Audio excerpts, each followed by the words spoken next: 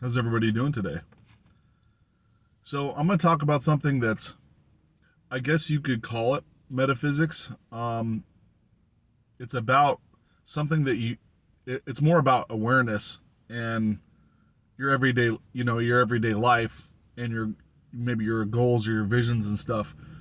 And yeah, it does apply to spirituality because everything you do in your life is spiritual, obviously. Um,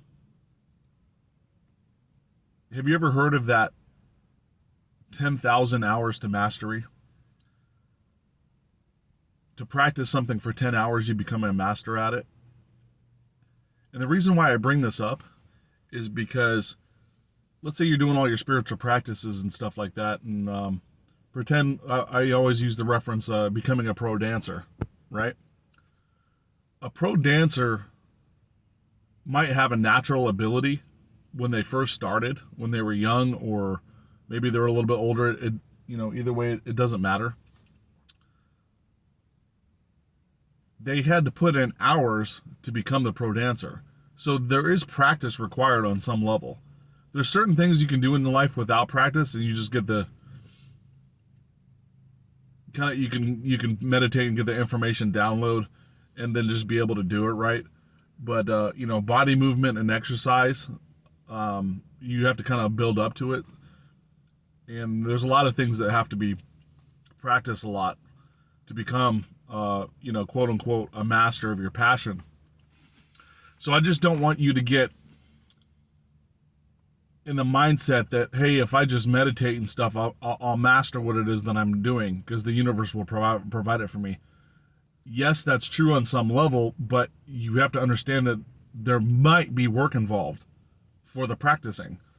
I don't want you to be confused on that part, right? So, for instance, I play guitar.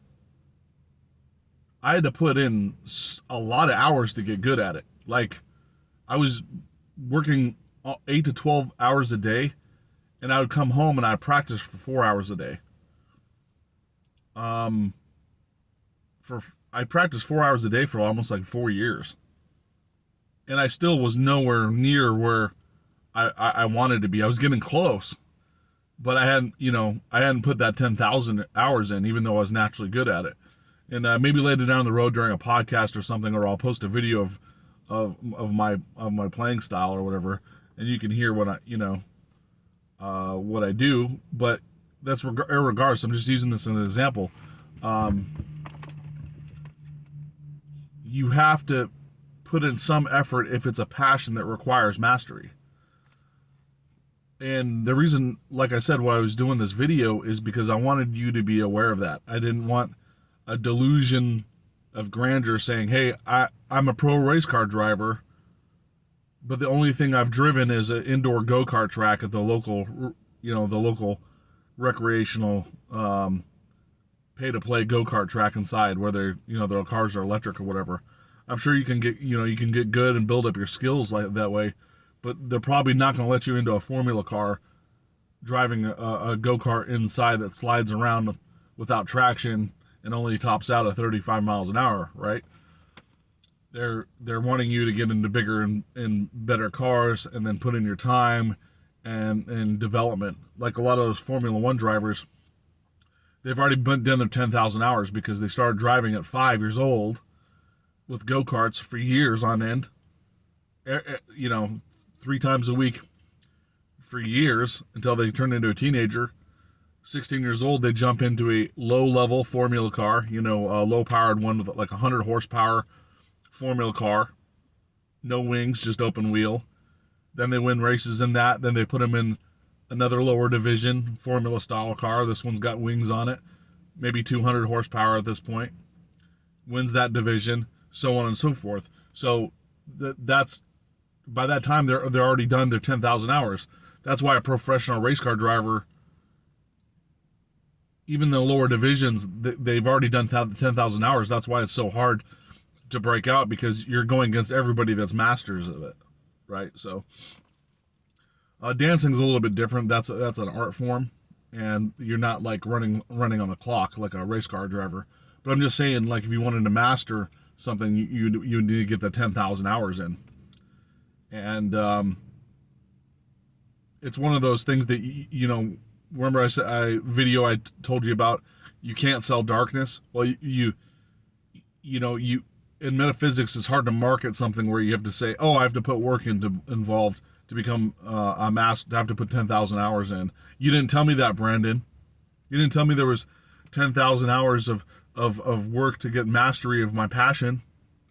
Well, some passions are like that require a lot of practice, and some don't.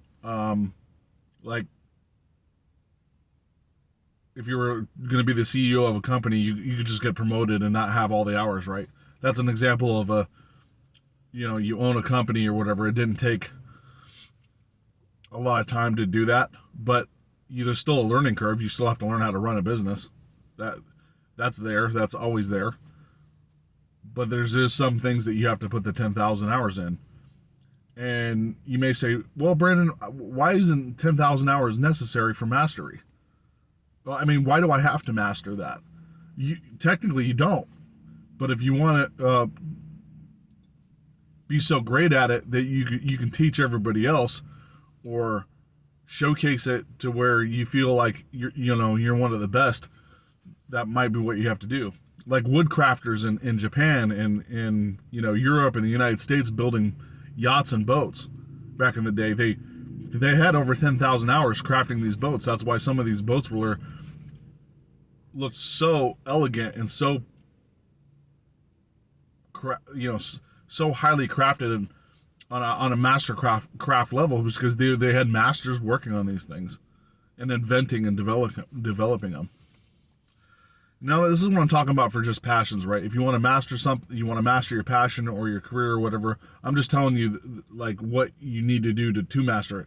Now, if you have no desire to master any specific passion, then skip to the next video. It's perfectly fine. I just don't want to lie to you and say, hey, metaphysics will just make you a master of everything. Well, it's like, well, sometimes it requires work, right?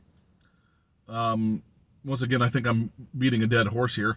I thought about something right before I made this video, so I'm wearing the Indiana Jones t-shirt, and I just want to talk to you about Indiana Jones in relation to his passion, because it just came to me when I was thinking about this mastery video. So Indiana Jones is a really interesting character, right? He spent his whole life studying archaeology and history. Kind of basically became a tomb raider. And in this tomb raiding, he stole or acquired artifacts. And he says he's always trying to give them to a museum, but not all the artifacts go to a museum. But irregardless, that's not the point. The point is, he's so passionate about history and archaeology. What does he do in his part-time? He works as a professor at a university. He wants to share his passions because he's done his 10,000 hours of studying history and traveling and all that stuff, and give that information to other people. That's how passionate he is about his profession. He actually works as a professor, and it's nowhere near necessary, because if you think about it, it's obvious. Indiana Jones is extremely rich. The museums don't take all of his artifacts. They say, hey, we'll take these ones, and you can have the rest. You either sell it or keep it. And he sells them so he can fund his trips and stuff like that. So don't get it twisted. I mean, the guy has money, but he's so passionate about his career field. He teaches university. It's almost on a voluntary basis because he doesn't require the money. So he's passionate enough to teach others what he does. So that's just why I wanted to bring up Indiana Jones. Anyways, as always, guys, appreciate you guys watching my videos, and have a nice day.